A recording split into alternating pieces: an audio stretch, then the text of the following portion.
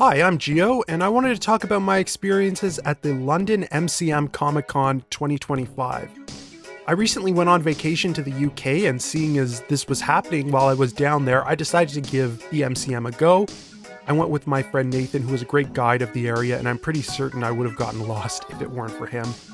This was my first time at a convention outside of North America, and I think the first thing I have to say is this convention is huge. I wasn't sure what I was expecting. I didn't do a huge amount of research before going to the con. I just mostly surveyed the website. But actually going to the con, I was blown away. And it sort of makes sense because the ticket for the price for this con was a bit expensive. I paid for my one day, because I only went for one day on Friday. My one day Friday ticket was £27, and £27 translated to Canadian dollars today, roughly around 49 Canadian dollars. So that is a lot for a single day ticket. A lot of the cons that I go to around me are usually around $60, $60 to $70 for 3 days, depending on when you buy it. I usually buy it in advance. But again, it makes sense because this is a huge convention and there is a lot to do. And in fact, if the ticket price, if time allowed and the ticket price was cheaper, this probably is one of those cons that I would have done for 3 days, or at least 2 days at least. There is so much ground to cover. The spaces are huge. And I'm going to talk about the main space that I pervade, and that was the vendors hall. And I have to say, out of all the cons that I've been to, this probably has to be the greatest vendor hall I've ever been to. And, for the value paid for the ticket, I would have been expecting that. There was a lot of stuff. There was niche stuff. There was, stuff that casts a wide net. And I basically found, I think, products for every niche I was into, which I was pretty shocked at, and I wasn't actually expecting that. Again, one thing I was really into at the time was Chiikawa, and I was very happy to find a Chiikawa plush. I found Bandori stuff, there was Love Live stuff, and there was a lot of PreCure stuff, which was, pretty surprising to me as far as the anime stuff goes, and, everything in between. But I was, really excited and shocked at seeing that, because I was like, oh, I wasn't really expecting to see it here. I thought it was going to be a sort of similar deals of the cons back in Canada where you find, one or two sort of niche things, but I was blown away. Again, on cost, once you convert all this stuff back to Canadian dollars, it is a tad bit expensive. I was pretty shocked afterwards because you sort of, your mind gets muddled with the pound to dollar conversion. It's basically almost double, a little less than double, but you forget in the moment. And the stuff that I bought, kind of expensive, but sort of makes sense once you work in the pound to dollar ratio, and also considering all these are imported from Japan, the sort of shipping cost and all that.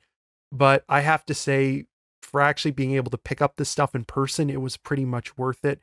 And the hall was huge. So there was a lot of individual vendors. There was a lot of vendors from actual stores and businesses. The Artist's Alley was sort of worked in as well, and it was pretty impressive. It was really fun to see, and I picked up some individual pieces as well.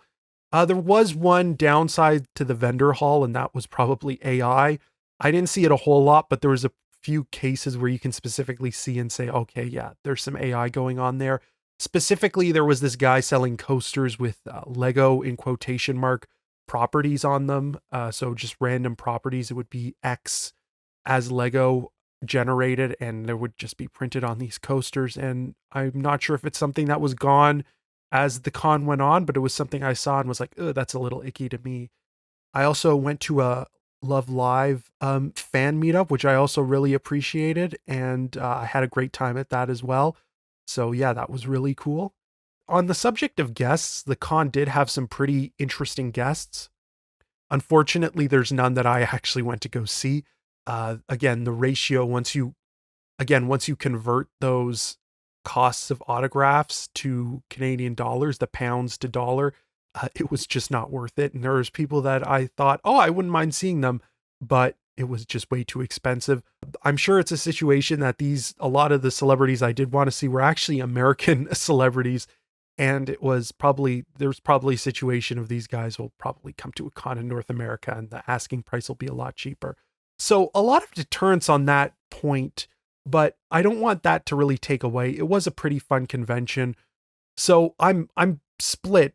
Cost is an issue, but I would be lying if I said I didn't enjoy myself.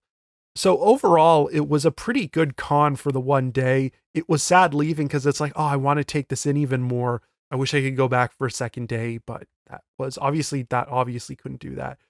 But comes to the point, would I recommend going to London MCM? And that depends.